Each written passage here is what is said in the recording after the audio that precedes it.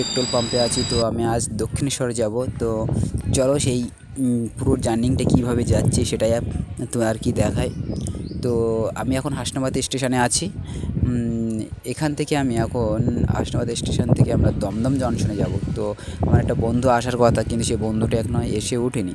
তো তাকে আমি টাকি স্টেশন থেকে, সে আমার সাথে আর কি একসাথে হয়ে যাবে। তো তাকে অনেকবার বলেছিলাম যে তুই হাসনাবাদে চলে আয়, তা কোনো কারণে সে আসতে পারেনি। তা চলো, তো সেখান থেকেই আর কি ওকে তুলে নেব। কিন্তু এই মুহূর্তে আমাকে ফোন করে জানিয়েছে যে ও এখনই আর কি টাকি স্টেশনে আসতে পারছে না। তো তার জন্য আমাকে ওখানে নামতে হবে। চলো এবার দেখি, ট্রেনে ওঠা যাক। ট্রেনে উঠে পড়লাম। এই উঠেই দেখছি যে আমার গ্রামে একটা বন্ধু এখানে বসে আছে। তো তাকে জিজ্ঞাসা করলাম তুই কোথায় যাচ্ছিস? সে যাচ্ছে বালিগঞ্জ। তো এই যে সেই বন্ধু আর বন্ধুর আর কি দাদা এখানে বসে আছে। তো এও যাচ্ছে কি বালিগঞ্জে। তো আমরা এই মুহূর্তে আমি টাকির দিকে আর কি ট্রেন হাসনাবাদ থেকে ছেড়ে দিয়েছে, দমদম জংশন দিকে এগিয়ে যাচ্ছে। কিন্তু আমি এই বন্ধুর জন্য আমাকে হয়তো আবার ওই টাকি স্টেশনে নামতে হবে। তো এখন চলো সে অবধি যাওয়া যাক, তারপরে বন্ধুকে একসাথে করে। আমি টাকি স্টেশনে এসে গেছি। এই মুহূর্তে আমাকে ট্রেন রেখে চলে যাচ্ছে। আমি এই মুহূর্তে টাকি স্টেশনেই আছি, আমার বন্ধুর জন্য অপেক্ষা করছি। সে কখন আসবে দেখি, তারপরে আসলে আবার একসাথে হয়ে আমরা এখান থেকেই যাব। এই যে সেই টাকি স্টেশন। তো বন্ধু এসে গেছে, আমি আবার দ্বিতীয় ট্রেনে উঠে পড়লাম। তো আমরা এখান থেকে দমদম জংশন যাব। দমদম জংশন থেকে ডানকুনি লোকাল ধরে আমরা দক্ষিণেশ্বরের দিকে এগিয়ে যাব। তো আমরা একটা ভালো জায়গা খুঁজছি যেখান থেকে আমি আর কি ভিডিও করতে পারি বাইরের প্রকৃতির দৃশ্যকে। সেই জন্য আমি ওকে বলেছিলাম যে জানলা সাইডে বসবো। তো এই যে সেই বন্ধু, এর জন্যই অপেক্ষা করছিলাম। তো এর জন্য অনেক দেরি হয়েছে, সেটাই আমি বলছিলাম। তো আমি এই মুহূর্তে জানলার ধারে বসে আছি প্রকৃতির দৃশ্যকে আর কি ক্যামেরাবন্দি করার জন্য। তো চলো এই প্রকৃতির দৃশ্য দেখতে দেখতে আমরা এগিয়ে যাই অনেক দূরে। তো এই প্রকৃতির দৃশ্য দেখতে যাচ্ছি, কিন্তু আর একটা ভীষণ ভয় করছে যে কোনো দিন এই ফার্স্ট টাইম হচ্ছে আমি ট্রেন থেকে ক্যামেরা করছি, কোনো দিন ক্যামেরাও করিনি। তো কোনো প্ল্যাটফর্মে বা কোনো মানে ভিড়ভাট্টা জায়গায় আমি কোনো দিন ক্যামেরা ধরিনি। তো আমি এই মুহূর্তে দমদম জংশনে এসে গেছি। তো এখানে ভিডিও করতে প্রথমে একটু খুব অসুবিধা হচ্ছিলো, যেহেতু ট্রেন প্রচুর পরিমাণে ভিড় ছিল। আমি কোনোভাবেই ক্যামেরা আমি ধরতে পারিনি। তো সেই ট্রেন থেকে নেমে আমি দমদম জংশন স্টেশনের ওভারব্রিজের উপর থেকেই ভিডিও করেছি। তো এখান থেকে আর কি ভিডিও করছি। তো আমাদের ট্রেন সম্ভবত 5-6 দেবে, সম্ভবত 5 বা 6 দিয়েছে আমাদের ট্রেন। তো আমি সেখানে এসেছি। আমরা এখান থেকেই ডানকুনি লোকাল ধরবো। ডানকুনি লোকাল ধরে আমরা এখনই দক্ষিণেশ্বরের দিকে আর কি রওনা দেবো। তো ট্রেন আসার অপেক্ষা করছি আমরা এখানে। এখনই হয়তো ট্রেন চলে আসবে। তো আমরা একটু এগিয়ে যাচ্ছি। ট্রেন হয়তো এসে গেছে, কিন্তু ট্রেনে ওঠার সময় তো আমি ক্যামেরা করতে পারবো না। প্রথমবার ক্যামেরা করছি, আর প্রচণ্ড একটু ভিড় হয়। সেই ভিড় হয়, যেহেতু আমরা ট্রেনে উঠে গেছি। তো চলতি ট্রেন তবুও আমি সামনে যাইনি, আমার বন্ধু আর কি দরজার সামনে, আমি ওর পেছন থেকেই ভিডিও করছি। আমার একটু ভয় আছে, কারণ ট্রেন কি কখন কোন কীভাবে নিয়ে নেবে বলার নেই। তো একটু রিস্কপূর্ণ হয়ে যায়। তো সেইভাবে আর কি ভিডিওটা করছি। যাই হোক, আর একটা বিষয়, আমাকে কিন্তু তোমরা সাপোর্ট করবে, আর তোমাদের সাপোর্ট ছাড়া কিছুই সম্ভব নয়। তোমরা আমার পাশে থাকবে, তোমরাও আমাদের একটা পরিবার, সেই পরিবারে আমাকে প্রচুর সাপোর্ট করবে। তা আমি দক্ষিণেশ্বর পথে এগিয়ে যাচ্ছি।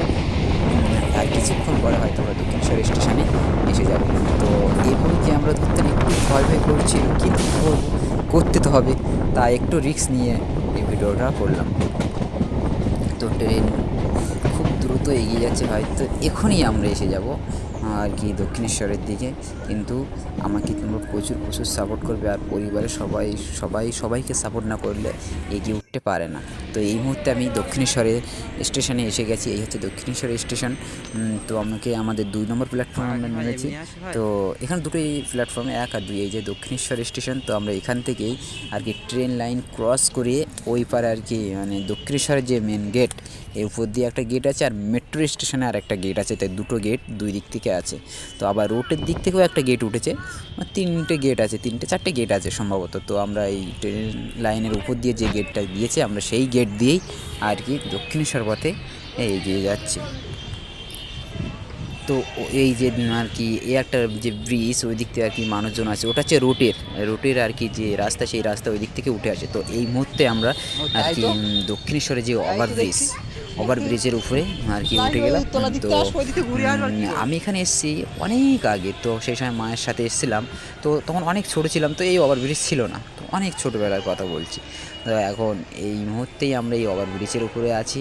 তো এখানে এসে অনেকে অনেক রকম ফটো আর কি শ্যুট করে, কিন্তু এই মুহূর্তে আমার একদম ফটো শ্যুট করার ইচ্ছা নেই, মানে প্রচণ্ড গরম। আমি আর আমার বন্ধু দুজনই ক্লান্ত, তাই আমাদের ফেসটা একটু দেখালাম যেন সত্যি প্রচুর ক্লান্ত, হয়তো ক্যামেরায় বোঝা যাচ্ছে না, কিন্তু সেদিন এত পরিমাণে গরম পড়েছে আর কি তার ধৈর্যের বাইরে।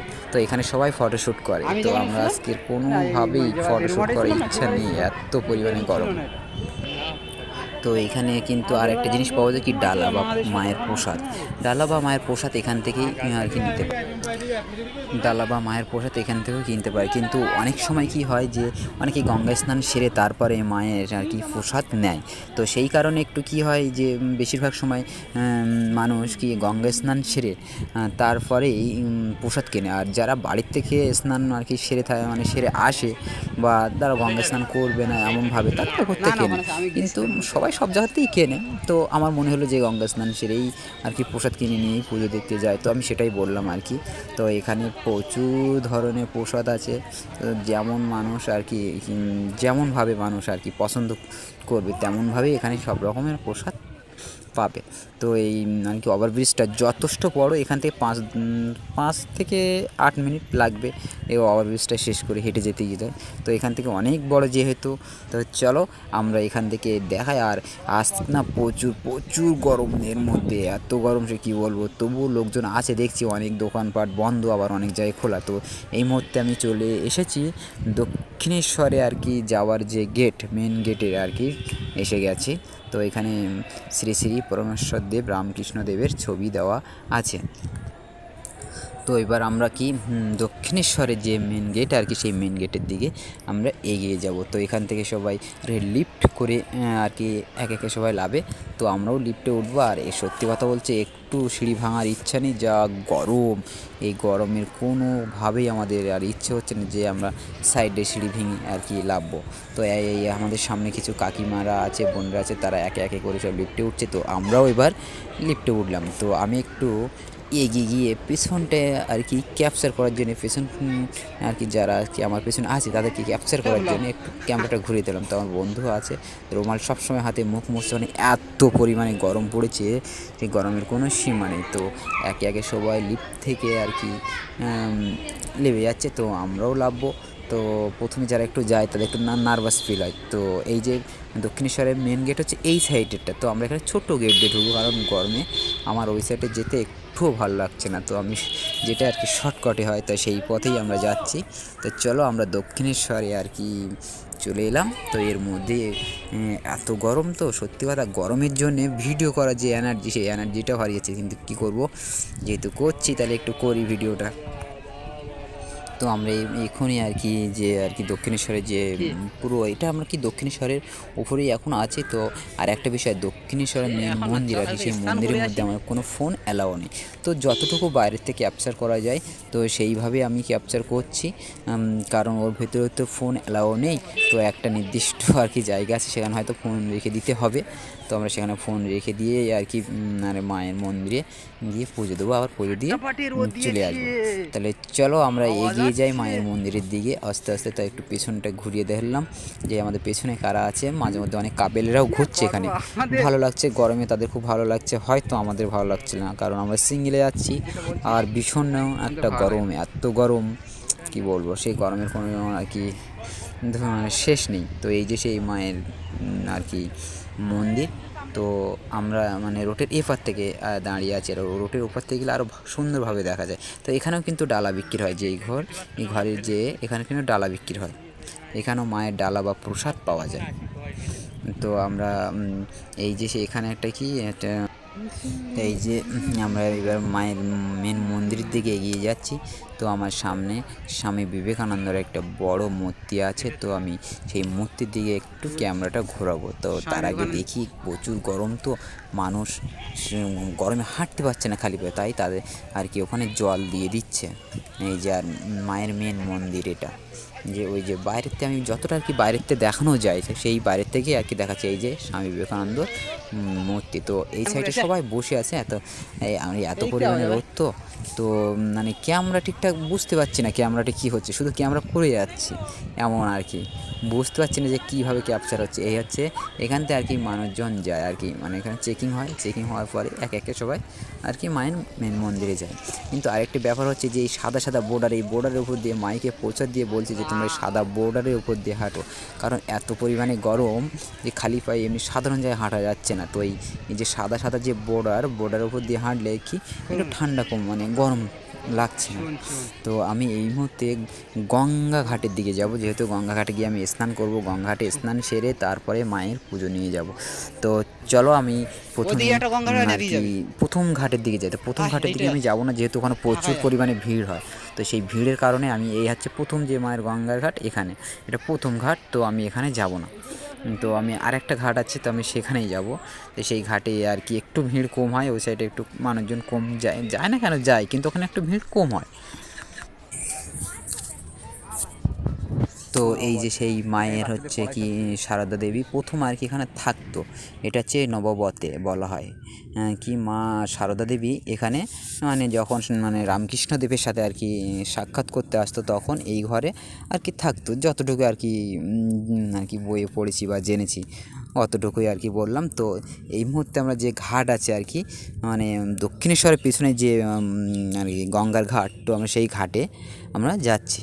তো ওই ঘাটে আর কি ওই ঘাটে গেলে একটা সুবিধা হয় কি গঙ্গার ওপারে যে ব্রিজ দেখা যায়, তারপরে ভেসালের যে ব্রিজ, তো সেই ব্রিজ আর কি দেখা যায়। তো এখানে একটু সুবিধা হয় যে ব্রিজ দেখতে পারবো, আর একটু জনসংখ্যা কম থাকে এই ঘাটে, সেই কারণে আর কি এই ঘাটে আসি। এই ঘাটে সত্যি জনসংখ্যা একটু কম, আর আজকের প্রচণ্ড গরম, যেহেতু গরমের কারণে দেখতে পাচ্ছি স্নান করতে এসেও অনেকে কিন্তু ছাতা মাথায় দিয়ে আছে।